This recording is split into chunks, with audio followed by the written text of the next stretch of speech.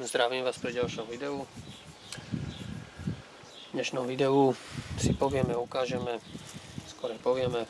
ako založiť lúku, ako sa o ňu starať, čím sa o ňu starať a podobne. Na úvod hneď poviem, že budú dve varianty.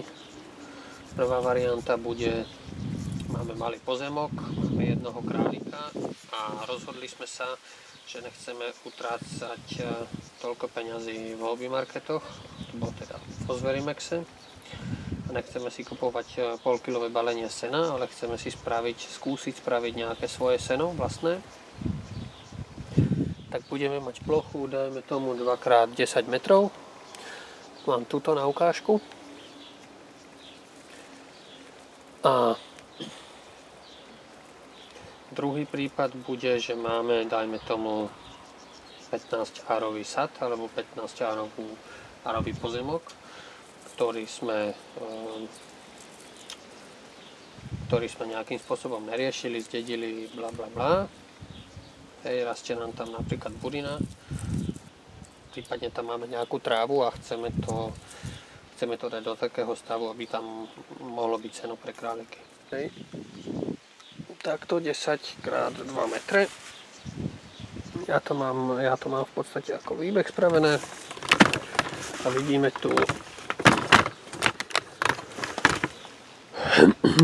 tu nejaké zloženie trávy.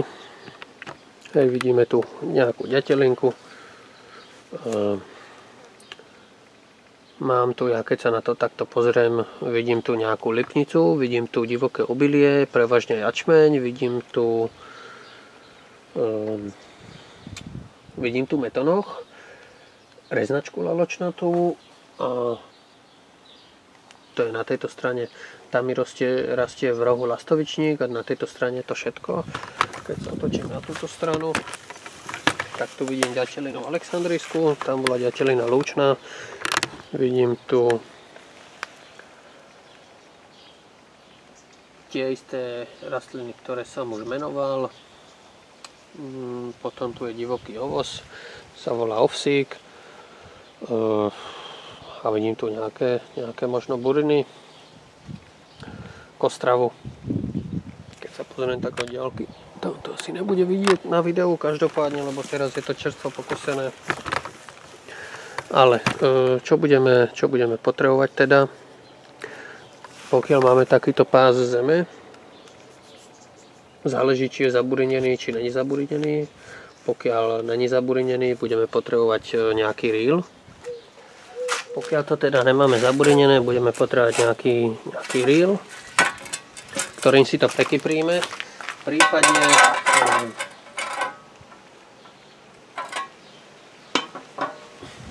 Prípadne by nám mohla stačiť nejaká motika. Musíme si to všetko dôkladne pokopať, prevzdušniť tú zem, pohnúť ju skrátka. Najlepšie aj otočiť, čiže reel. Pokiaľ sa nám nechce reelovať a dlho tam nebolo nič sadené, môžeme kľudne len tou motikou to prekypriť. Ukážem na príklade, tu nám mám trochu voľnú zem. Zoberiem si takto motiku. Hej. A idem takto. Čo najhlbšie, samozrejme, takto to prekyprím. Pokiaľ to nechcem otáčať a teda nebolo tam dlho nič pestované, tak takto nejako to spravím. Porozbijam hrudy, ale to už je lepšie robiť hrablami. To nás privádza ďalšie veci, čo sú hrable, ktoré budeme potrebovať.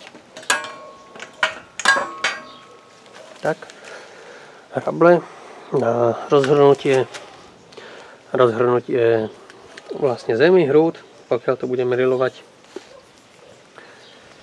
urovnanie povrchu a také rozdrobenie, rozbitie a prípadne vyťahanie tých veľkých hrúd. Pokiaľ toto máme hotové, tak si musíme kúpiť nejaké osivo, ideálne nejaké osivo určené na seno. Neodporúčam kvetinovú lúku. Skôr by som odporúčal nejaké klasické komerčné. Pokiaľ máme to semeno, môžeme si ho zasadiť. Zasadiť ho môžeme buď tým klasickým vozíkom, čo je na trávu. Jo, buď použijeme takéto niečo,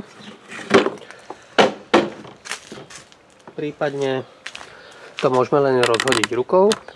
Pokiaľ to rozhodíme, zase prichádzajú na rad hrable. Tými hrablami to jemne zapravíme, nemusí to byť zapravené, len aby sa to pohlo, trošku polepilo, musíme to poliať potom. Keď to takto máme, tak tá tráva, tá lúka by nám mala začať klíčiť. Začne nám rásť. Potom, koľko to narastie, keď sme sadili na jar, tak koncom augusta by to malo mať tak po kolená a viac. Vtedy to pokosíme. Kosiť môžeme kosou, klasickou kosou, prípadne môžeme kosiť krovinorezom. Čo ďalej? Máme to pokosené. Teraz budeme potrebovať vidle a hrable. Hrable môžeme použiť aj kovové, z toho ale dosť bolia ruky, takže hrable použijeme takéto drevené. A si tu zase takto odložím.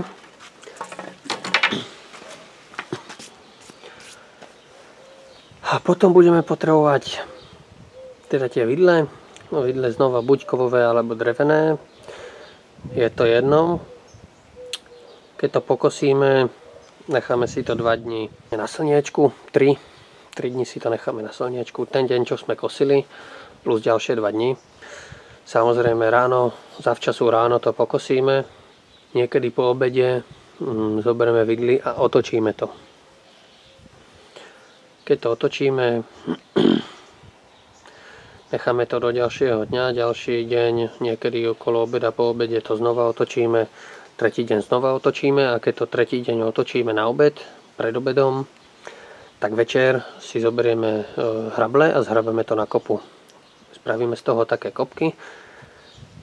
Keď to budú kopky, necháme to tam jeden deň, v tej kopke sa ustalí vlhkosť a potom si to môžeme dať niekde, kde nám na to nebude pršať, pod strechu. Ja mám na to takýto priestor spravený. Je to pod strechou, takto je to vzdušné, preťahuje tade. Čiže takýto nejaký priestor potrebujeme. Tamto necháme ďalších 5 týždňov dosušovať. Ono to seno dojde a potom už bude stabilné, potom s ním môžeme krmiť. Čiže toto všetko, aj kosu, kosák, prípadne krovinorez a tieto veci, čo vidíte, budú treba na to, pokiaľ máme nejaký plac typu 10x2 alebo 20 alebo 10x4 napríklad 10x5. Pokiaľ máme taký malý plac, tak nám stačí toto. Pokiaľ máme nejaký väčší plac, dajme tomu 12 járov, 10 alebo 20, tak tam už budeme potrebovať inú techniku. Takže čo budeme potrebovať k tomu, aby sme si spravili seno napríklad na nejakých 15 hároch. Tak každopádne teda ten vozík na to vysievanie, hej, možno nejaký pluh, hlavne rotovátor, nejaký ťažký rotovátor. Ja tu mám rotovátor za tento Axat, čo je nejaká RK800, alebo tak nejako sa to volá. Je to v podstate niečo medzi klasickým rotovátorom a frézou. Lepšie sa s tým robí tvrdá zem než s klasickým rotovátorom. Môžem to porovnať, lebo som robil s varinou, s takýmto rotovátorom kus lúky, kde bola piesková zem. A teda robil som to na 3-krát, s tým, že som si ešte dával prídavné závažia na prevodovku, bo ten rotovátor skákal, nedokázal sa do toho dostať. a toto nemá problém, nastavím si pekne hĺbku a pokiaľ začnem na tom prvom stupni, čo je myslím tých 5 cm a postupne pridávam tie stupne, tak do tých 15 cm sa bez problémov dostanem a všetko mi to rozdrobí. Tiež to spravím na 3-krát, je to pohodlnejšie, neskáče to. Docela dobrá mašinka, akurát to nasadzanie je teda také krkolomné, to nemajú dobre vymyslené. Takže toto bude treba na založenie tej lúky, hej, buď ten pluh, alebo ten rotavátor, ale skorej asi ten rotavátor sa dá využiť. Nachystáme s týmto rotavátorom tú parcelu, na ktorú chceme vysievať, tak použijeme takýto vozíček, napríklad na to, aby sme vysiali. Hej. Ideálne, keď tam máme možnosť zavlažiť, tak zavlažovať nejakú dlhšiu dobu tú lúku, tú trávu. Keď nemáme možnosť, tak odporúčam to robiť pred nejakými zrážkami, čo sa ľahko povie, horšie spraví. Čo ďalej teda? Lúka nám vyklíči, rastie nejakým spôsobom, hej, máme ju veľkú, tak treba to pokosiť. Na kosenie používam, ak ste mohli vidieť v nejakých videách, lištovú kosačku, prípadne krovinorez. Komu je čo pohodlnejšie. Tá lištová kosačka, hecht je asi na takej úrovni ako fit človek s krovinorezom. Dokonca by som povedal, že s tým krovinorezom je to... Každopádne je to lacnejšie s tým krovinorezom oveľa. A čo sa týka komfortu, není tam nejaký extra veľký rozdiel. Na 40 hároch je tam rozdiel v práci nejaké 2 až 3 hodiny. Bavíme sa o 8 až 12 hodinách s krovinorezom a 2 až 3 hodiny je rozdiel medzi krovinorezom a tou lištovou kosačkou, čiže za mňa tam nejaká extra veľká úspora miesta a času není, keďže krovinorez som kúpil za 100 €. Nôž na krovinorez stojí 10-15 € a lištová kosačka stojí 800 €. Čiže je tam veľký nepomer. Takže toto budeme potrebovať, keď to pokosíme, tak to budeme potrebovať niečím otočiť. Axat má taký stroj za to, ten nemám, ja používam vidle. Na tých 40 járov je to dosť náročné fyzicky. A potom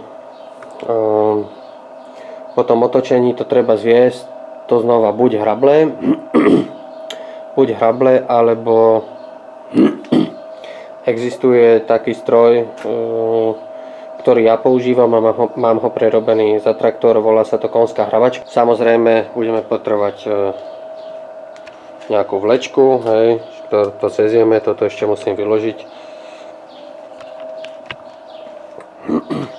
Takže budeme potrebovať nejakú vlečku za ten traktorík.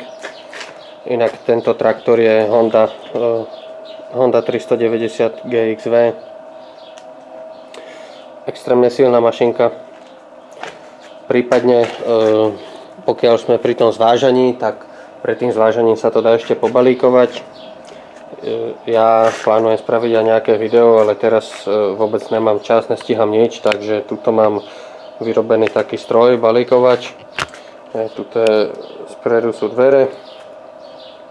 Má to aj oje, takže to ťahám za tým.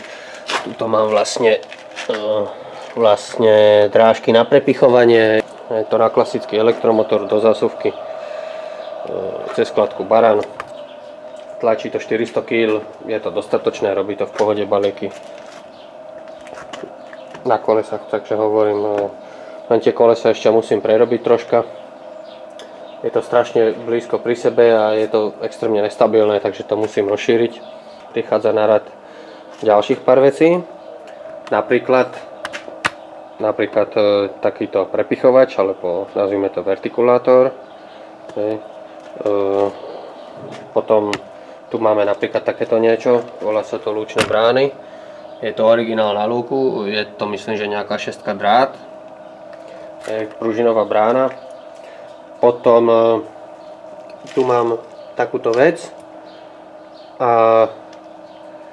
to nazývam šmik, keďže to používam na to, na čo by sa mal lúčny šmik používať. Čiže rozhrňam s tým krtince, zatláčam nejaké kamene do zeme, napríklad, prípadne sa mi ten kameň postaví a môžem ho ľahšie dostať odtiaľ. Takisto to parádne rozbíja mraveniska a v podstate celé to zrovnáva ten povrch, plus to trocha utláča podklad. Niekde je to žiaduce, niekde je to menej žiaduce. Potom samozrejme tuna je drážka a dá sa sem pridať závažie, čo je veľmi dobrá vec. Takže toto by som doporučil každému, kto chce mať lúku. Potom samozrejme nejaký postrekovač na hnojenie. Napríklad pokiaľ tam máme ďatelinu, tak bude treba prihnojovať nejakým mednatým prípravkom, napríklad modrou skalicou. Teoreticky vlastne som aj v podstate predstavil nejaké veci, s ktorými ja pracujem. A presuniem sa do tej lúky a zahrady už s tými videami. Králiky nechám tak a uvidíme. Prípadne keby chcel niekto nejakú drobnosť alebo na niečo bol zvedavý ohľadom králikov, treba to napísať do komentáru. Pokiaľ to bude niečo normálne, tak môžem na to spraviť ešte niečo.